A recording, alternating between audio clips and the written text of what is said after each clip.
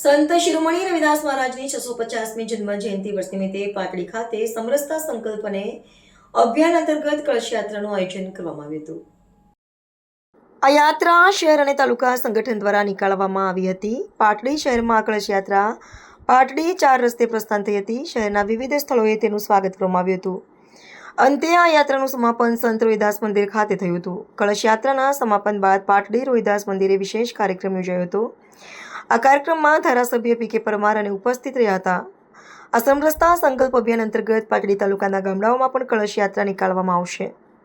સંત રોહિદાસની આ કળશ યાત્રા કાર્યક્રમમાં ધારાસભ્ય પી.કે. પરમાર, સુરેન્દ્રનગર જિલ્લાના ક્રિબકો ડાયરેક્ટર રશ્મિકાંતભાઈ રાવલ, પૂર્વ જિલ્લા ભાજપ પ્રમુખ દિલીપભાઈ પટેલ, સુરેન્દ્રનગર જિલ્લા ભાજપ મહામંત્રી નરેશભાઈ પટેલ, પાટડી શહેર ભાજપ પ્રમુખ વિરલભાઈ સોની, ગ્રામ્ય પ્રમુખ સુખદેવભાઈ જાલીસણિયા તેમજ વિપુલભાઈ મેરાણી સહિત સંગઠનના અનેક કાર્યકરો અને હોદ્દેદારો ઉપસ્થિત રહ્યા હતા.